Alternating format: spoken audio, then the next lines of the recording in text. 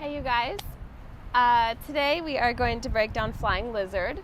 It's a pose that I love to practice. My personal practice, I throw it in all the time. I just feel like it's a great way to strengthen the body all around. Really great core work, fun balance. There's a lot of ways to transition in and out of it. So I will show you guys how to transition from one side of Flying Lizard, wrap your other leg around, and then come out on the other side. So if you haven't done this before, this is going to probably be a challenge. Maybe not. Maybe it is. It is a challenging posture, though. I mean, it's a huge hip opener. Your front leg has this big stretch in your front hip, and your hamstrings, some inner thigh strength is important. Now, it's also, in addition to that, it's an arm balance. So obviously it's a lot of shoulder work and arm work and lat work to keep your arms drawing in and not splaying out. And in addition to all of that, it's also a crazy amount of glute strength and back strength in order to keep your body lifted and to hold your whole back leg up along with your upper body. So it's a lot of work. It's a lot of work. There's a lot going on. If you don't have the mobility right now in your front hip, the leg that's forward, if there's not enough space there, this is going to be really challenging to even get into. So if it doesn't work today, don't worry about it. It's not going to change your life if you can do it or not, but it doesn't necessarily mean that you'll never be able to, right? So it's worth practicing.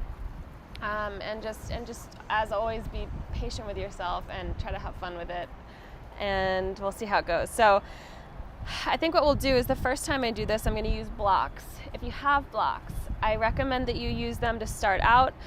It is going to create some more space. Where people get stuck with this posture, even if they have the hip opening, it's hard to lift up your front leg once you wrap it around your arm. So with the blocks lifting us up away from the floor, it's just going to give us a little bit more room to get that leg off of the ground, and hopefully make it a little bit more accessible. So we'll try it on with blocks on the first side. On the second side, we won't use blocks, and then the third time, we'll take our blocks back down and we'll practice the transition going from one side to the other side. Here we go. So take your blocks.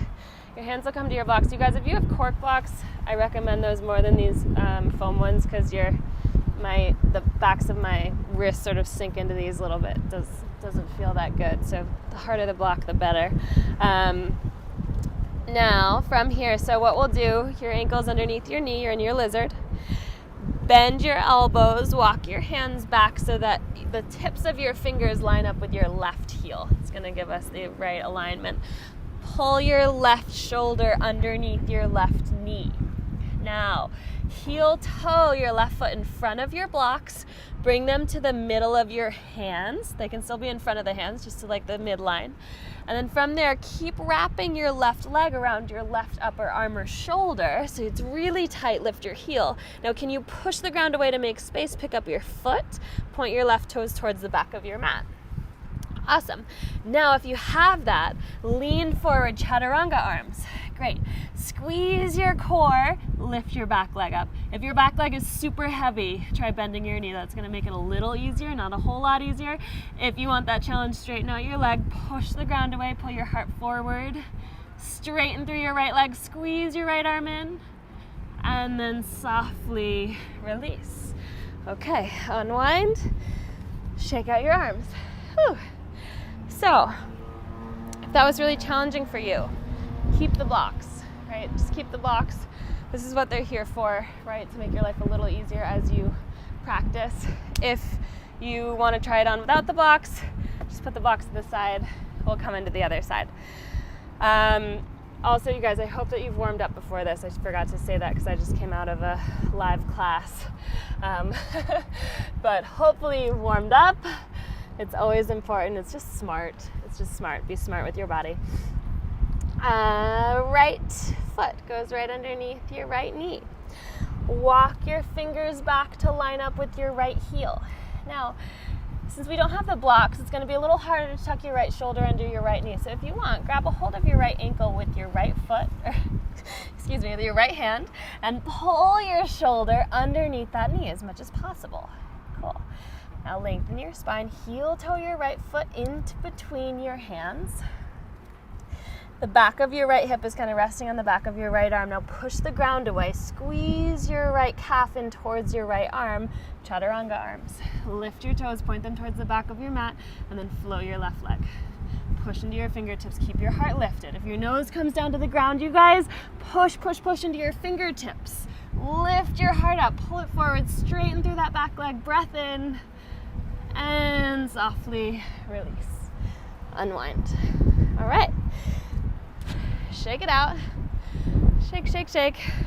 I'm not gonna lie, this is the third time I've filmed this video in a row. Forgot to plug my mic in the second time. The first time I just didn't explain the way I wanted to. Life happens. So yeah, if you're tired, I'm also tired. It's okay. So we'll try this on with blocks again. And this time, we're going to come into it on one side. If you weren't able to get the other lizard posture yet, the one we just did, the flying lizard, just try that on again. Work on holding it, creating some strength there, working on that core, keeping your back leg up. If you have that and you can maintain that, then you'll follow me, okay? So what we'll do is we'll come into lizard with the left leg forward, right leg will go up. We'll wrap our right leg around our right arm from there, similar to Tadasana or Firefly. And then we'll unwrap the left leg, send the left leg back. So a little bit of movement here. Here we go. Bring your hands to those blocks. Bring your left leg forward. Walk your blocks back to line up with your left heel. Find your flying lizard on your left side. So heel toe your foot in the middle. Float your left leg, lean forward, float your right leg. Now, pull your right knee as high up on your right shoulder as you can. Bring your right leg in front of your right arm, wrap your leg around so your toes touch. Unravel your left leg. Now this is the tricky part. Lean forward into your fingertips. Lean forward because otherwise you're gonna fall into your left leg. You'll send your left leg back. Big breath in, we're coming back around. Left knee comes into the top of our left shoulder. Squeeze it in, wrap your left leg, unravel right, send your right leg back. Take a big breath and release. Okay. Whew. Shake out those wrists. Nice job. So what is the point? The point is, this is just, honestly, I love drills like this. I love playing with that kind of control and moving your body with such grace and control. It's what has made such a huge difference in my personal practice because that way of moving that's slow and controlled and very challenging, but graceful, it's strengthening all these tiny little intricate muscles throughout literally your entire body. And exercises like that are kind of what helped me be able to navigate my mat with even more fluidity and this really graceful strength. So yes, it's so fun. It's fun to try on, it's fun to play with, it's fun to kind of work towards something. And also whether or not you're doing it fully, whether you're barely lifting your back leg off of the mat yet, you're creating this strength throughout your entire body.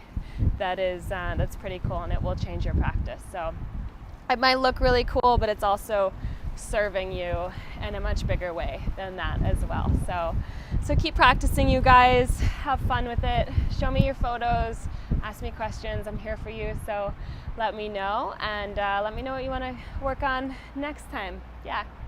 Have such a wonderful day, you guys. Namaste.